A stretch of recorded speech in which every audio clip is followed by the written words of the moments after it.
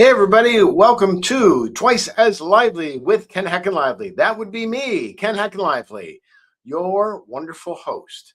So, today's episode, sometimes the good guys win. Let's talk about winning. Does my lighting look a little bit better? I think maybe I need to take it down a little bit. What do you say? How's that? Is that a little more softer? Do you like that lighting? Okay. As we always do, in respect of our dear fallen leader, Scott Adams, who always started his broadcasts with a cup of coffee and a simultaneous sip. I'm doing things a little bit differently, always having wonderful and delicious Pete's coffee. So we're going to start with that simultaneous sip. And as I'm recording this, it's 4:58. So it is almost 5 o'clock, which is the internationally recognized time when it's okay to start having alcohol. So even though it isn't quite 5 o'clock, if your beverage of choice has alcohol, you're not doing anything wrong because it is almost the weekend. So let's take that simultaneous sip, whether it has alcohol or not.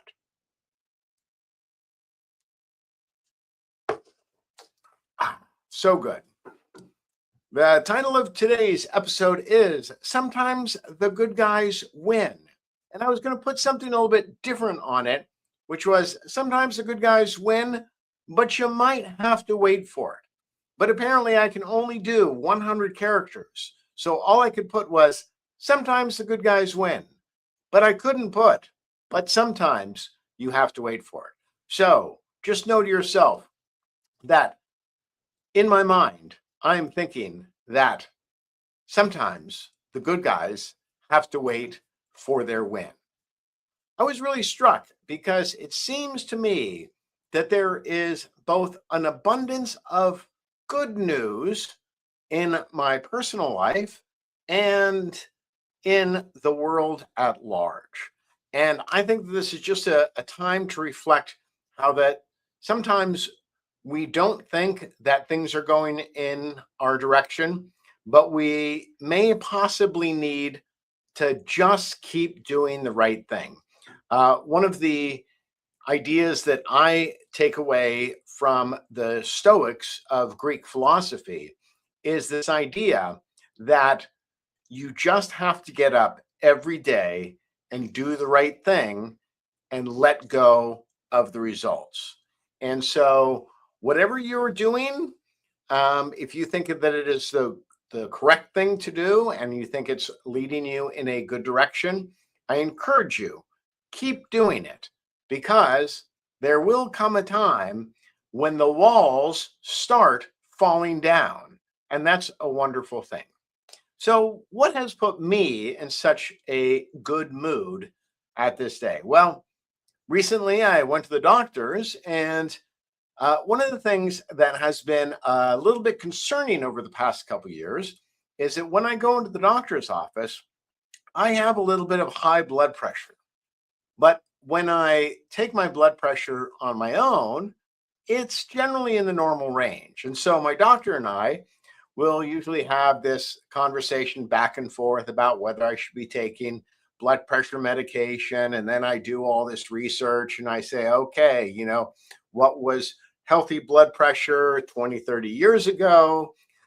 Is Big Pharma just trying to sell us more blood pressure medication and we don't need to really worry about it? And it was kind of interesting because at one point, my doctor and I had this conversation about going on blood pressure medications.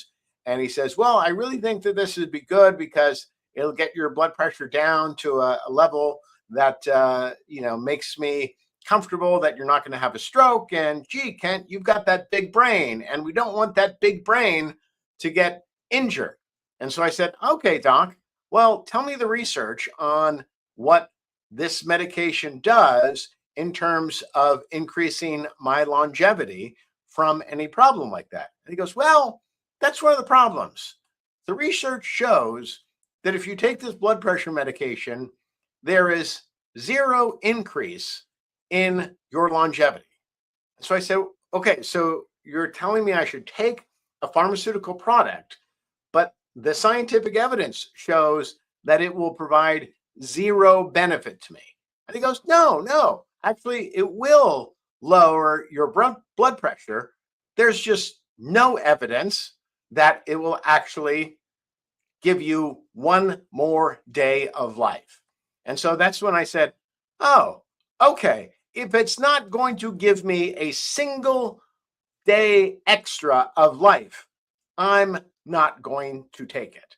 So, but I was concerned about it, and I was doing some things. And so, in addition to my blood pressure this time being much lower, I'd also dropped about 8 pounds. I'm out of weight, which I think is really quite healthy. And so all of those things were going together. And probably over the past year, I've been doing a lot to try and get my health better. So it was nice to actually get those results from the doctor. Okay, hey, look, you're healthy. It looks like your chances of living a long time just went up significantly. Of course, that's going to put me into a good mood. But then it was quite interesting because I ran across another friend who I know had been going through some legal problems. And when you're a professional, you can get sued, and you can get sued by people who really shouldn't sue you. And so I'm not going to go into too much about what this friend was going through, but it was costing him significant legal dollars. There were significant penalties that he would have to pay, but something happened in terms of the way the problem is getting resolved, and it becomes pretty clear that my friend was being railroaded, and the person who was in charge of exacting vengeance, fines, penalties against him really wasn't convinced that he had done much wrong. And so there's going to be an interesting resolution of that. And, since with my work on whistleblowers, I have become very aware that a lot of what goes on in the adult world, in the legal system, is manifestly unfair. Now, that can go from things like divorces and attorneys, racking up fees when they should be trying to get people out of difficult situations as painlessly as possible. But that's often not good for those who are making money off of it. Which led me to another piece of good news, which was a good friend of mine who I know went through a contentious divorce, was having some problems with his children. And, divorce is difficult. I can't say I ever will say that divorce is a good thing. But if divorce does happen, I think it is incumbent upon the parents to make it as painless as possible for the children, to not denigrate the other parent, as much as possible. I've not been in that situation. I don't think I'm likely to be in that situation. So I am saying this without the benefit of having gone through that kind of emotional trauma. But I was happy that my friend's child, who had been estranged, seemed to be coming back to my friend and reestablishing the wonderful relationship the two of him had. So I was thinking to myself, God, it just seems like there's a run of good luck that is going on. And people I know who I think will generally do the right thing. I'm not saying they always do the right thing, but they're good people. And sometimes bad things happen to good people. And what I'm seeing is that a number of people who are just staying with it are getting some relief from the bad things that are going on. So my bigger thing is that bad things can happen in life to good people.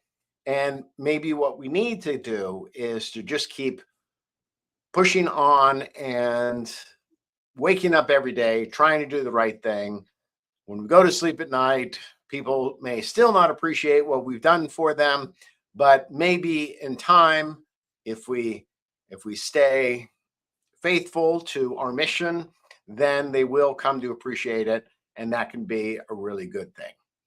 Okay, so moving to the world of culture, I'm going to give a guilty pleasure out to you guys. So I know I talk so much about guy stuff, but I do have a feminine side. And so, one side, which you may not know about me, is I absolutely loved the movie The Devil Wears Prada with Anne Hathaway, Meryl Streep, and Stanley Tucci. I just love that movie. Now, do I like women's fashion? No, I don't. But the producers of that movie did such a good job with that original movie that when I saw The Devil Wears Prada 2 came out, I thought to myself, yeah, I'm 63 years old. Am I going to go watch a movie about women's fashion? Yes, I did. And what can I tell you about it? I absolutely loved it. It was just great. If you liked the first movie, I really encourage you to go see the second movie because you will find out that they really extended the first movie and they did a great job in making a mature story. You know, something that happened 20 years later and looks at what is happening to the world of fashion and to a great extent, our world in general. A lot of places are shutting down, whether that be bookstores or magazines. And the question is, what is going to replace it? Are we just going to isolate ourselves in our little cubicles? I sure hope not. Okay, so it seems like I've got a couple people who've joined my stream. I will say hello, hello, hello. Thank you for joining me. And it's great. Yes, I know I have 67 videos. One of the things that I am learning about is how to do shorts, which is really cool because what happens is I've got this StreamYard streaming system and it sets me up to go on YouTube and Twitter. I'm learning how to get on some other ones as well. But what's great is when I finish a stream, a little box comes up and the AI will put together little shorts. And so it's kind of fun to see what they pick out from what I'm saying. Okay, moving to some of our current events.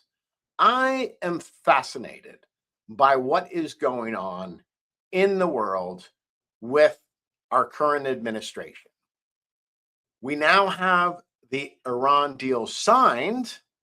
Then we had the problem of Israel and Lebanon continuing to fight. And so all the naysayers in the media were going, Trump blew it. Trump couldn't keep this together. Oh, look, the Iranians are not showing up. And all I did was sit back and say to myself, just give Trump a couple more days. And so what happened? Oh, Israel and Lebanon signed an agreement, and now Iran is going to rejoin the negotiations. And this has led to a bigger question about how reliable Israel is to the United States. And I, for one, can't really say I have a good answer to this question. What I can say is that I'm fascinated by the discussion. If I was president, what I would hope is that my ally Israel was working closely with me and would not do things to undermine my plans. I'm not sure that that's the case. I'm willing to listen to arguments on either side, but it does seem that the president is getting upset at some of the Israeli actions. Like I said, I don't have a fully informed opinion on the US Israeli relationship. What I can say is that I have heard a number of concerning things, and I think that the president is probably well aware of that.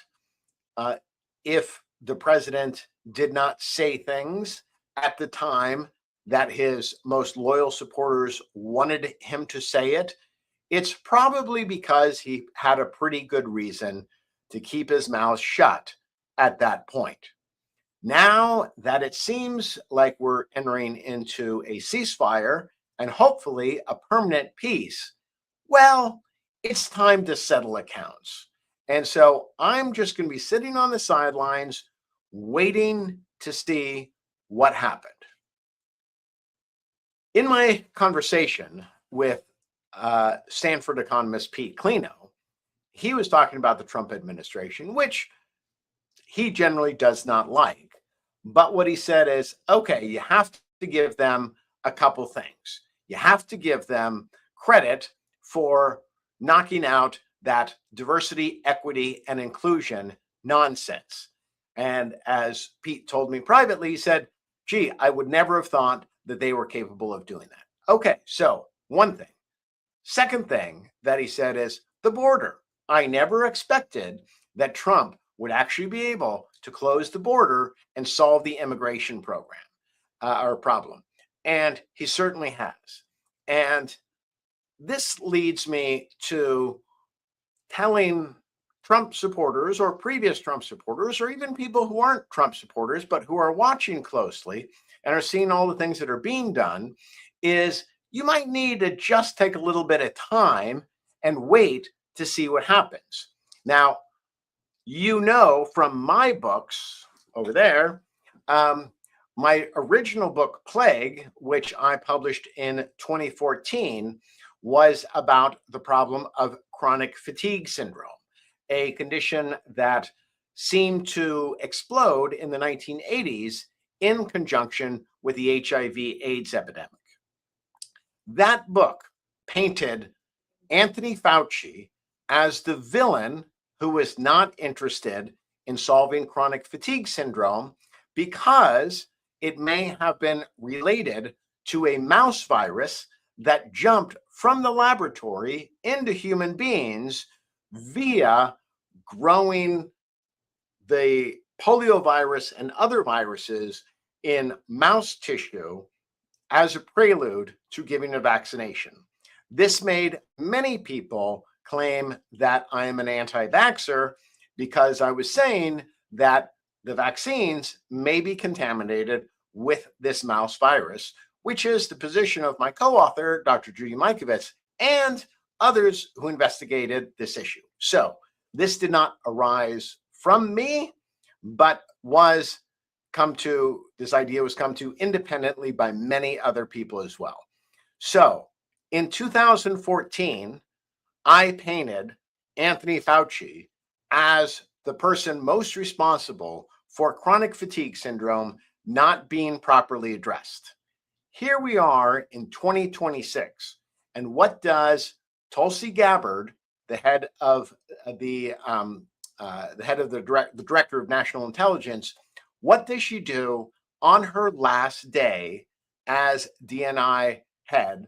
But she releases a boatload of information about how Dr. Anthony Fauci, first of all, paid for the gain of function research at the Wuhan Institute of Virology, which is where the outbreak happened. 2, Dr. Anthony Fauci covered up the fact that his own experts pointed to a lab leak as the most likely explanation for the COVID-19 outbreak. And number 3, that Dr. Fauci actively lied to congressional investigators in 2024 and before that. So again, my theme is sometimes the good guys win, but you may need to wait a while. So, my book, which was published in 2014, painting Anthony Fauci as a dishonest scientist, well, 12 years later, that still really holds up.